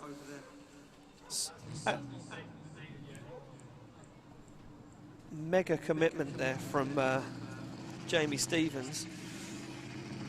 Be good to see a replay, see exactly what went wrong there and how far off track he went. As you can see, Jamie Stevens now going to tentatively remove his car from the circuit. It does look like a D bead. It does look like he's popped the bead of that tyre. So give him a round of applause, ladies and gentlemen. Not the weekend that Jamie Stevens would hoped he would get. Unfortunately, a brand new car, you know, a brand new championship, and he's struggling already. But nevertheless, he's you know, putting on a show for everyone that turned up and everyone's watching at home. He is, yeah, and that's kind of what it's all about, isn't it? They're here for some fun as well. The show. Obviously, That's yeah. what these guys are. These guys want to score, of course they do. But as long as they're putting on a show, they're going to be happy out there driving, aren't they? Exactly, that's all that matters. All they want to do is put on a very good show, and Jamie Stevens completely redesigning that BMW E30 of Aramis Fiscalis last year. So our was once top first place qualifier, and somebody that had money on, Nick Brady, somebody had money on him. Nick Brady scored a 74 on his first qualifying run. Can he outdo that? And now the car is working 100%. So is that first score going to give him that confidence, or is it going to put him under more pressure now to score really well again? Knowing Nick Brady's just going to go as fast as he can, and he's going to absolutely send it. Yeah, he's going to go as fast as he can, and he's going to, you know, put on a show. And look, his car hasn't driven this well for 2 years, so he is buzzing. I know he's going to be absolutely buzzing. High, Former racing car driver, this guy's got lots of experience behind the wheel. Turned to drifting because it was more flamboyant, more stylish, and you know, something completely different. And Nick Brady doing a very good job so far. Now fires that car. Look at that little dab of the foot brake, big angle into outer zone 4. A little wobble as he comes through the last part of that into 5. Nice transition back from Brady though, as he looks for that front clip, completely avoids it. That's going to massively hurt his score. He got the line completely wrong as he come out of clipping zone 6. Takes it across the line, and I'm not sure if Brady's done enough to top his first qualifying score. Will he stay in 6th place for the moment? We wait to find out, and yes, our judges agreeing with me. A 65 on his second run, so just not quite enough as just the first. Not enough. He stays in 6th place. A man on the line now who needs to score to find himself in competition later on is James Matheson. You remember rightly, got it wrong, ripped the rear arch off the car and spun right in front of the judging tower. Been struggling with his car all weekend. Can he finally make it happen? He's got his indicator on, so maybe he's parking. Yeah, maybe that's it. He's had that's enough. all he's out here for. Yeah, he's had enough. Off the line comes James Matheson. Super aggression as he fires it in. And that's exactly what this track demands, is a lot of aggression. And look at that. Very committed is James Matheson. Nice and wide, just shallow on outer zone 4 though. Nice line. Through 5 now, can he get into 6? Look, again, another driver. struggling with that clipping point 7. That front clipping point is just catching them all out. Yeah. For me, it's the transition in the middle of the circuit. From 6. They're going too deep into outer zone 6. So what's happening is they're going far too deep and staying in that outer zone far too long. So they're kind of creating their own arc, and they're driving away from 7. Yeah, so instead of too coming wide, out of isn't it? 6 nice and early and getting clipping point 7, kind of messing themselves up a little bit. It's easy for me to say because I'm sitting up here on a chair watching it on a monitor, but, you know, nevertheless, I've been in their situation of 44 there for James Matheson. Will find him in competition, but way down the order. Charles Funnell now comes off the line in this SR20 powered Toyota Corolla AE86. And Charles Funnell, a little wobble there as well. Yeah, very well spotted there, Sarah. A little wobble there as he headed into outer zone 4. Charles Funnell transitions back. This doesn't look clean. This doesn't look as clean as his first qualifying run. You just see him correct to come through 7, then he kind of made a wobble into 8, gets back into it, but I don't know if it's enough. I don't know if it's enough to top a 48. Yeah, I think it's going to be a close one, isn't it? I'm not sure if he'll get past that first score. See what the judges say. We could be wrong once again. Yeah, exactly. We could be wrong once again.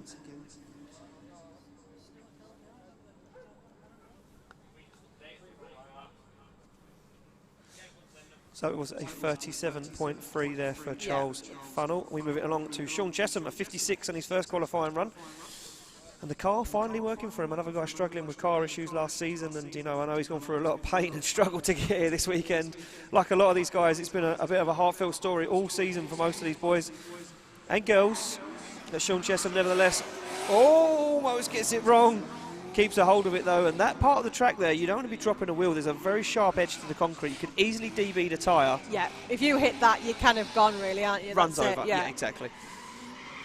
Good job now, though, as Chesham looks for that front clip. Through there. Very good line, very well spotted, Sarah. Gets nice and deep into 8 and nice and high on the bank now. Can he hold it together as Chesham finishes off his run? He'll be so happy that that car has worked for 2 qualifying runs. He can breathe a sigh of relief now. I think he'll have a glass of beer tonight, maybe. Yes, I think he might. 1 or 2. Or 6, 7. Yeah, maybe.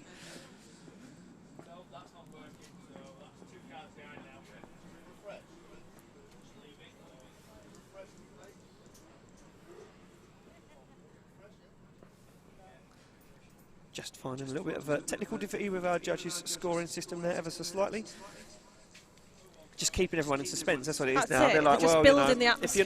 if you're not happy with the scores, then I won't tell you what they are. So you just have to guess. Ryan Toporowski comes off the line. Is this the Hulk again? This is the Hulk, and he looks like the Hulk as well.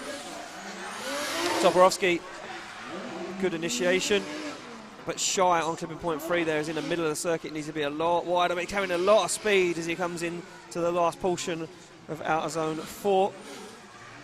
Can he manage to get that front clip? He's missed it. It's all about the angle out of 6, isn't it? Yeah. And they're just coming out a little bit too wide. Yeah, and how early you leave clipping point 6. It's how quick you get in it and how quick you exit it. And unfortunately, what these lot of guys are doing, like I said earlier, was just they're staying in it for too long. It's very easy once you're in the zone and you've got the car set up, you're on throttle, it's on lock.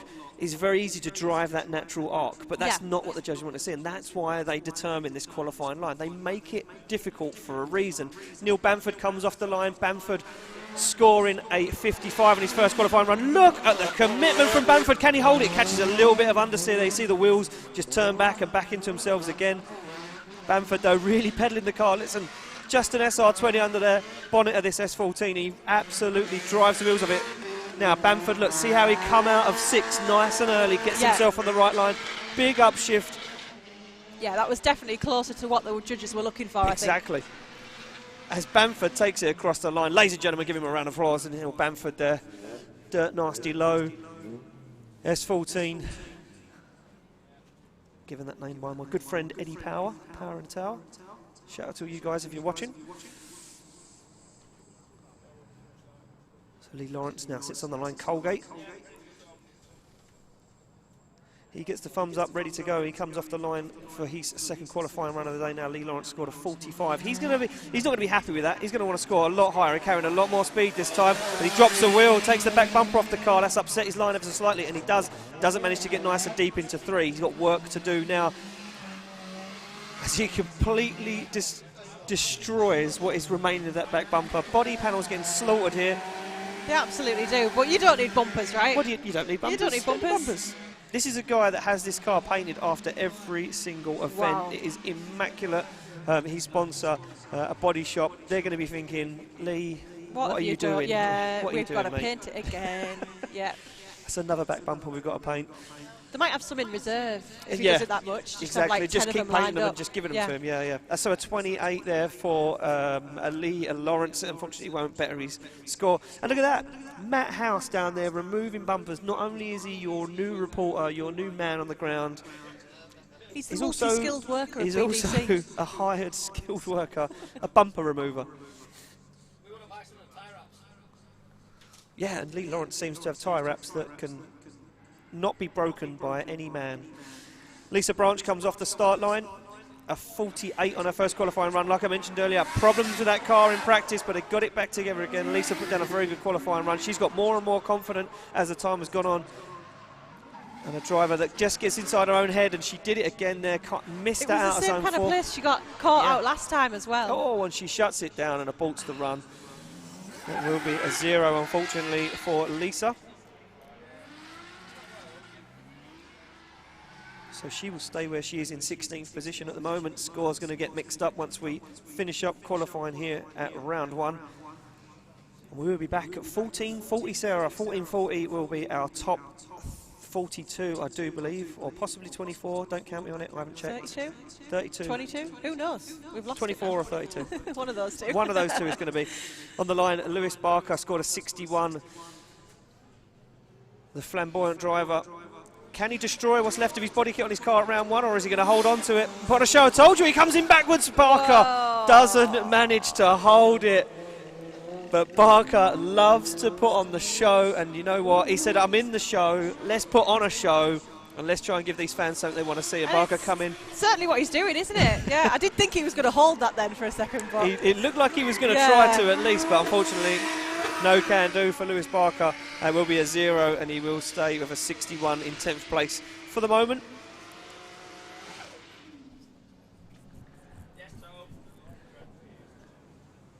And we look to see if Willie Hanna is on the line. He certainly is. Willie Hanna scored a 40 on his first qualifying run. Can he better that? 22nd place at the moment in qualifying. And they're carrying a lot more speed now is Hanna as he comes through at clipping point 2. Nice and wide on 3s on a very nice line as he heads into the outer zone 4. Absolutely planted is Hanna now. He's found his form. Just 3 more clipping points to go, nice and close to 7 there. Close to the wall and a nice upshift as he comes through clipping point 9, and Hanna absolutely pinned across the line. Brilliant stuff there from Willie Hanna. He looks so comfortable in that one, Yeah. didn't he? I think that first qualifying run just gave him what he needed, and he was like, I can do this, I can go for it. Give it a little bit more, just push 100%.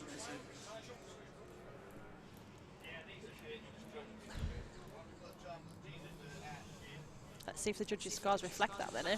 No, it doesn't look like the judges' scores are going to drop in. Looks like they're having a little bit of issues again with their system.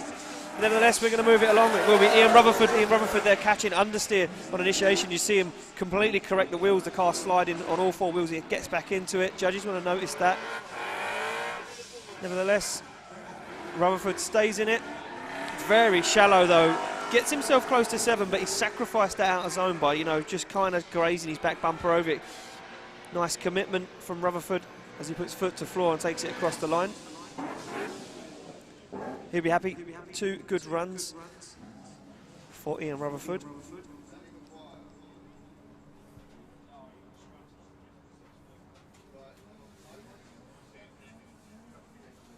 It does look like a score is going to try and drop in for Ian Rutherford. You've got 1 judge left to go. But no score, unfortunately, for Ian Rutherford there. We move it along. Paul Cunnington now next on the line, a 53, puts him in 14th position. For the moment, can he improve on it? having major issues in practice. This guy spent more time parked up on the grass like an ornament than he did drifting the track. He did, unfortunately, but he seems to have found his feet a little bit better now. Yeah, looking good, nice and deep. See how he gets through the zone. He's hit those two. Very, very good line there through clipping point 6 and out to 7. And carrying some nice speed as he heads into outer zone 9 and finishes the run up. Paul Cunnington there, you know what, for me, could have bettered that score. Oh, and I could be right. A good score drops in so far.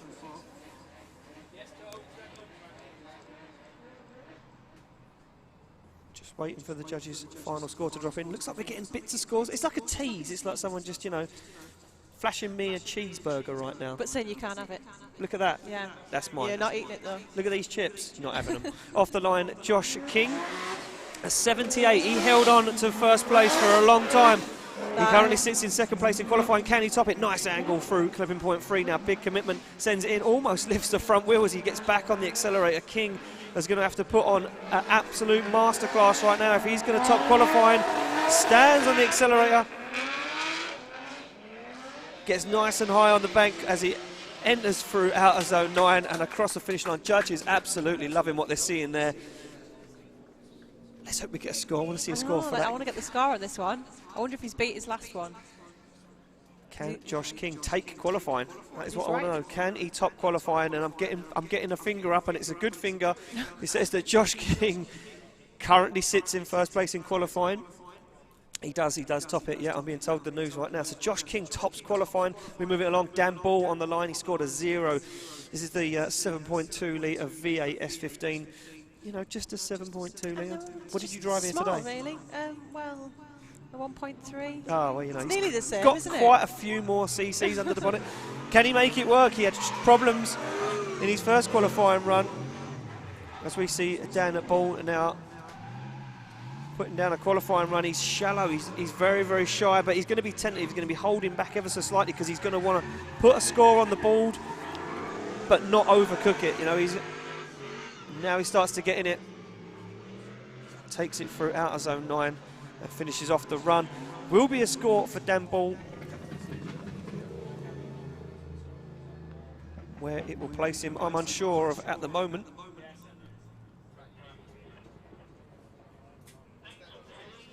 As Louis Edwards pulls to the line, a 61, sits in 11th position for the moment. All Italia on the side of his car. Matt, are we doing top 24 or top 32? So Louis Edwards, nice commitment on initiation there, nice and deep into outer zone 2. You can see the gradient on the track there, like the car almost wants to lift the front wheels up. Very cool looking shot from where we're sitting. As Louis Edwards pedals his E36 into that outer zone 6.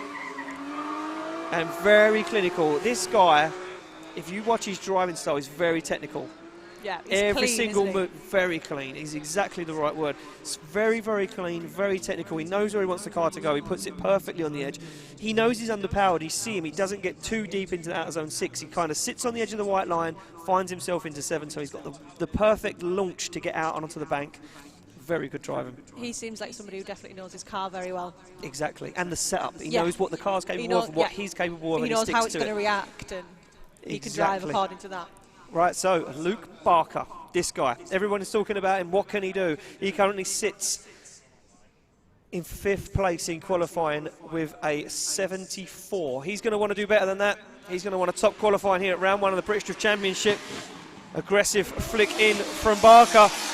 Car travels sideways massively there. Looked like it almost crabbed, but nice commitment into 3. He's carrying a lot of speed into outer zone 4. Look how wide he is. Almost takes the cone down, but keeps it on track now as Barker fires into outer zone 6. Look at this. Can he get deep? He does, but look how quickly he exits it to get close on 7. He's on a perfect line right now. Is Luke Barker as he puts pedal to metal, gets nice and high on the bank. The judges like it. Teeside, show some appreciation for the young gun Luke Barker. He's such a confident driver, isn't he? You can sit here, he drives past and I'm like, oh God, don't even look at him, he's that confident. Like, don't look at me. We're not going to get a score though. We're not going to get a score. That is very frustrating, unfortunately. I've refreshed the page. Is it going to give us anything?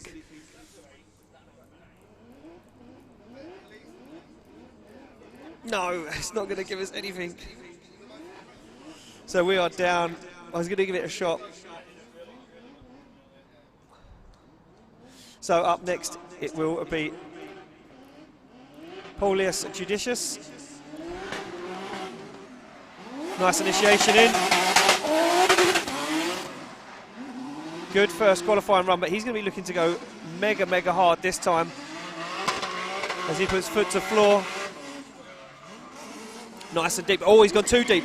Too deep. Almost over-rotated. Now he kind of slingshot. He kind of drove in a straight line, a rolling burnout through clipping point 7. He does hold it together, but the judges are going to be so damaging on his score. They're going to be critical of that. I mean, it's a shame because he did hit both points, but he's just not hit them in the right way. Exactly that, exactly that.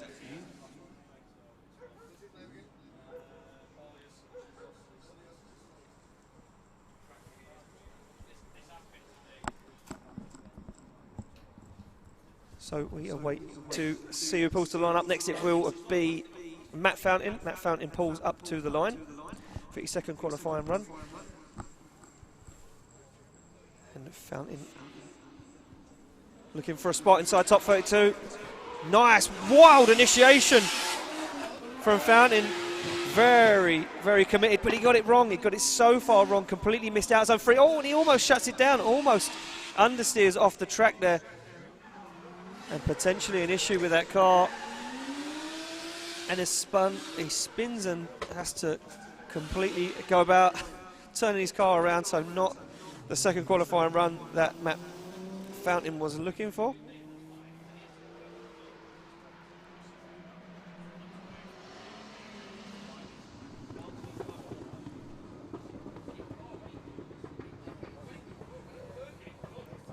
Darren Wiles pulls to the line. So Darren Wiles, our disabled driver, pulls up to the start line in his LS3 powered PS13. And this guy doesn't use the handbrake to initiate. Like I said to you before, he's got so much going on already. He kind of uses the speed to get the car sideways, very wide into the outer zone 4. Nice into 5, good transition back, but he completely sacrificed 6. He's going very wide. This is a scrappy run for Wiles as he flicks the car back on lock again. Sends it up nice and high on the bank, but unfortunately it's going to be a very low score. Ladies and gentlemen, give him a round of applause. This guy determined to keep drifting and do everything he can to get behind the wheel, and true grit right there from Darren Wiles. No doubt at all. I mean, that was not as neat as his first run, but... No. So a Magic Balowski. Balowski? Have a go, Sarah. Come on. You've got to have a go at some point. Blazewski. That's my best guess. Very nice initiation there, but very wide. Look how deep he is into outer zone 3. Looks good so far as he manages his way through the centre of the circuit. Now into 6. This is where most guys get it wrong. Not Magic though. Magic finds his form. Judges might knock him down a little bit there. It was a kind of a wobble as he exited. Really good commitment though from Magic as he stands on the accelerator and takes it across the finish line. And the Europeans come to fight, not mess about this weekend. I mean, he wasn't so tiny coming out of 6, but he got 7, and that's the one that's catching everybody out. Exactly. That line from 6 to 7 is just it's so crucial, difficult. Isn't it? That's so the bit difficult. that everyone needs to get. Martin Cowley comes off the line for his second qualifying run of the day. Shut it down in his first one, all to play for on the second. What has he got? He knows to get inside the show. He's got to really make it happen right now. Cowley doing a very good job. This is where it all went wrong before. He manages to get past that point on the circuit. And Cowley, you can hear him really working the car, but he misses out of zone 6. He gets through 7, now he's going to have to get back on the perfect line, and he does. As our drone navigates his way through the tyre smoke up to clipping point 9, goes Cowley and across the finish line. Martin Cowley gets a score on the board.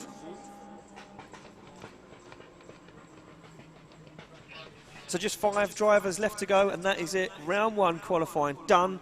And as I said, we will be back at 14:40 for our top 32 competition. There will be a few bye runs. A lot of these guys, problems, dropped out of competition just today, just moments ago. One guy that didn't drop out of competition, though, will be Ashley Jones, and he will find himself a spot inside competition in that DKM E36 BMW. Just a 2.8 under the bonnet he has to drive that car absolutely flat out, absolutely pinned. He's not got some of the power the other guys have got, has he? So it's all about the drive. And saying that, and he's just straightened up too much there. And again, and it sounds like he's got either a misfire or a fuel surge. You can hear him really working the clutch, kicking the clutch, trying to get that car sideways again. And unfortunately for Ash Jones, that could potentially be another 0 and at the end of the weekend maybe. Stu Jones sits on the line. He's brother. I'm not sure if he's older or younger. We'll have to work that one out. Yeah, we'll have to get that info. Shall we go and be cheeky and guess later on? We'll probably insult one of them if we got it wrong. V8 turbo under the bonnet of this S14 competition, clutch sponsored Slide Motorsport driver for this season. Because obviously there is no Matt Stevenson driving in Slide Motorsport anymore. No. That's it. He's a little bit too busy now. He's the man on the train that we are all on at the moment. Yeah. As Stu Jones navigates his way around the final part of the circuit. Not doing a bad job. Smoke all the way up to the wing mirrors. This thing got so much potential as a car. And Stu Jones doing a good job. As we whittle it down to the last 3 drivers of our Pro-Am qualifying session. Chris Wright now sits on the line, as I mentioned earlier. The YouTuber built this car entirely himself. The only thing he didn't do was tune it. That was done by Mark at Abbey Motorsport. And Chris Wright said this car is amazing to drive. It's very, very responsive, plenty of power. And we've lost him in the smoke. Can't even see where he's gone, but he gets it wrong. He gets it wrong. Doesn't get into the outer zone 4. Manages to find 5. Maybe the first round nerves just catching him out a little bit. They did get a pretty good score on his first qualifying run, so he should find himself inside competition. But look at that. Stands on the throttle, starts to make smoke, gets the confidence back, and finishes off the run pretty Not good bad at there. all. Yeah. It must be so satisfying for him if he's done all of the work himself as well, to see like the fruits of your labour actually come into life. That is it. The fruits of the labour. He spent countless hours in the workshop, I bet cold. You know, fell out with hands, the wife. Fell out with the wife, and there he is. It all pays off when he put 2 qualifying runs together. Someone whose car didn't hold together is Paul Beechey's. He's in the Walton Motorsport 180SX, and either 2 things have happened now. Is Mike Walton has not said anything to him, or Mike Walton said, just drive it, for God's sake, man. And it does look like maybe Mike Walton has said to Paul Beechey, don't be scared of it, just drive it, send it exactly. And Beechey right now has it all to play for. Oh, and he over-rotates in the centre of the circuit. And Paul Beechey's weekend has been tears after tears. Ladies and gentlemen, give him a round of applause. Paul Beechey having an absolute hell of the last 4 weeks. And it's great to see, though, that he hasn't given up. He's kept on trying. Kept going. He's even managed to borrow someone else's car. That's just, just true determination there. That's someone who doesn't want to give up. And the final qualifying run of the day will be laid down by this man, Cole Farrar, the full-time rock star. The cop. The cop, the looks of the it. police, the drift police. The drift police, yeah, we should have that. We should set a pace car as the drift police. Set a pace car as the drift police. Cole Farrar comes off the line for his final qualifying run of the weekend. A nice initiation from Farrar. Doesn't manage to get out to clipping point 2. Gets out to 3. And Farrar doing a very good job, nice and deep into outside zone 4. Good transition back in the centre of the circuit. Farrar doing a good job so far. Can he hold it together? But he misses 7. Misses 7. It's too easy to let the car take that wide line. That is exactly right. It's natural. The car just wants to flow on a wide arc. It doesn't want. That's why the judges said no. We want a clipping point there. We want to make it hard work. It's definitely a challenge. Well, Sarah, there you go. Your first British Drift Championship qualifying session in the bag. How'd you feel? Amazing. Absolutely brilliant to be part of it, and to see it from up here in the tower as well is just fantastic. Just fantastic. So I can't wait for this afternoon now. Some really good driving. We've got some. We're going to go down now. Talk to the judges. We're going to get the information that we need. We're going to get our battle sheets marked up. For you guys in attendance, we've got a bit of a treat for you, because you're going to get to see now just over an hour of practice from our pro drivers. These are the pinnacle of UK drivers. So you guys are going to see that here in attendance. For you guys at home, well, unfortunately, me and Sarah, we're going to disappear, and so is our live feed. We will be back at 14:40 for our top 32. From me, Sarah, everybody here at BDC, round 1 qualifying done. We'll see you very, very soon.